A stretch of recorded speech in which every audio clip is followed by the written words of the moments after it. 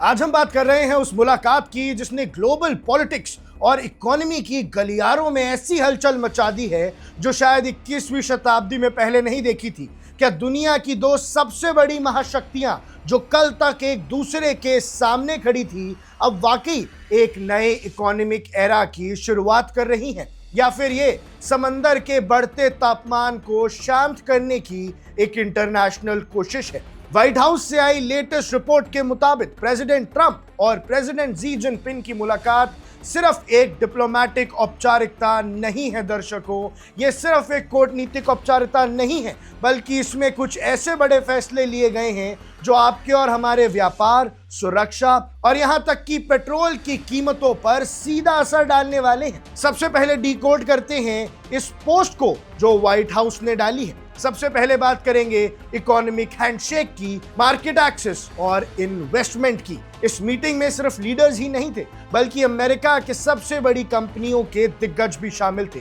चर्चा का मुख्य मुद्दा था मार्केट एक्सेस। सालों से अमेरिकन कंपनीज चाइना के बंद दरवाजों की शिकायत कर रही है, लेकिन अब ट्रंप एडमिनिस्ट्रेशन का दावा है कि चाइना अमेरिकन बिजनेसेस के लिए अपने बाजार और ज्यादा खोलने पर राजी हो गया है। बदले में चाइना अब अमेरिकन इंडस्ट्रीज में भारी इन्वेस्टमेंट्स करने की तैयारी में है। इसे आप एक गिव एंड टेक वाली डील कह सकते हैं, जहां दोनों देश अपनी इकोनॉमी को बूस्ट करने के लिए पुरानी कड़वाहट को पीछे छोड़ते हुए नजर आ रहे हैं और नंबर 1 और नंबर 2 इकोनॉमी को और आगे ले जाना चाह रहे हैं। दर्शकों, दूसरा सबसे बड़ा मुद्दा है स्ट्रेट ऑफ होर्मुज का। समंदर पर छिड़ी जंग है और चाइना ने हमेशा ईरान का स्टैंड लिया है, लेकिन इस पूरी मुलाकात का जो सबसे चौंकाने वाला हिस्सा है वो है स्ट्रेट ऑफ होर्मुज, जहां से दुनिया की तेल सप्लाई का 20% हिस्सा गुजरता है। व्हाइट हाउस के बयान के मुताबिक दोनों देश इस बात पर सहमत हुए हैं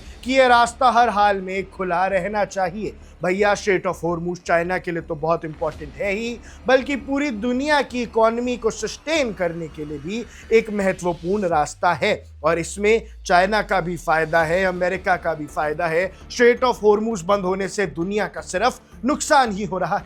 यहाँ दिलचस्प बात यह है कि प्रेसिडेंट जी ने बहुत साफ शब्दों में कहा है कि चाइना इस इलाके की मिलिटराइजेशन के सख्त खिलाफ है।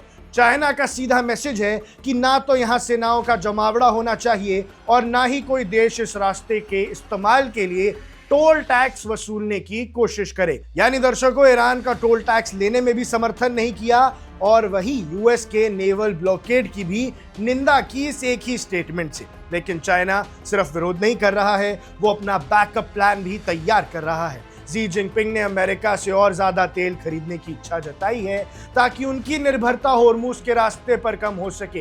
भैया, चाइना होर्मुज से सबसे ज्यादा तेल निकलवाता है, लेकिन अब वो ईरान नहीं, सीधा यूएस से खरीद लेगा। ये ग्लोबल एनर्जी मार्केट के लिए एक बहुत बड़ा शिफ्ट माना जा रहा है, क्योंकि भैया तेल ही तो एक ऐसी चीज थी जो बाकी दुनिया से चाइना खरीदता था और अमेरिका से अपनी दुश्मनी बरकरार रखता था। लेकिन अगर वहां पे वो गैप फिल हो जाएगा तो ये दुनिया की इकोनॉमी को बदल के रख सकता है। दर्शकों, सिर्फ ये बड़ी बड़ी बातें ही नहीं हुई, इस मीटिंग में उन मुद्दों को भी छुआ गया जो सीधा अमेरिकन नागरिकों की लाइफ से जुड़े हैं। सबसे पहले तो फेंटेनल क्राइसिस। अमेरिका में फेंटेनल एक बड़ी समस्या है क्योंकि इसका प्रीकर्सर यानी कच्चा माल अक्सर चाइना से आता है। ट्रंप ने इस सप्लाई को पूरी तरह खत्म करने की प्रोग्रेस पर जोर दी है। इसके अलावा एग्रीकल्चर, अमेरिकन किसानों के लिए भी अच्छी खबर है। चाइना अब अमेरिका से और ज्यादा एग्रीकल्चरल प्रोडक्ट्स खरीदने पर राजी हो गया है, जो सीधे तौर पर मिड वेस्ट अमेरिका की इकोनॉमी को फायदा पहुंचाने वाले हैं।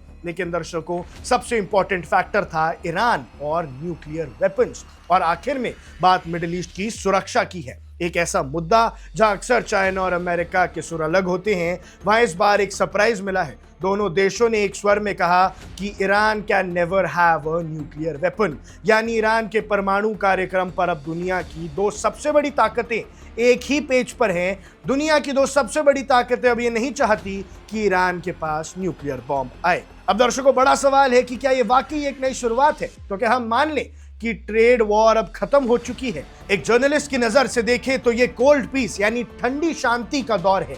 दोनों देशों को एक दूसरे की जरूरत है। ट्रंप को अपनी इंडस्ट्री और किसानों के लिए बाजार चाहिए और चाइना को अपनी एनर्जी सिक्योरिटी के लिए अमेरिका का साथ और स्टेबल समुंदर चाहिए। लेकिन सवाल अब भी वही है, क्या जमीन पर ये वादे उतनी ही खूबसूरती से उतरेंगे जितनी खूबसूरती से व्हाइट हाउस के इस बयान में लिखे गए हैं? क्योंकि इंटरनेशनल पॉलिटिक्स में कथनी और करनी के बीच अक्सर एक बहुत बड़ा फासला होता है, और चाइना अमेरिका के बीच में तो खासकर। इस बड़ी खबर पर हमारी नजर बनी रहेगी। आप देख रहे हैं वन इंडिया, मैं हूं आकाश कौशिक, और जो भी आपकी राय है कमेंट सेक्शन में जरूर। Subscribe to One India and never miss an update. Download the One India app now.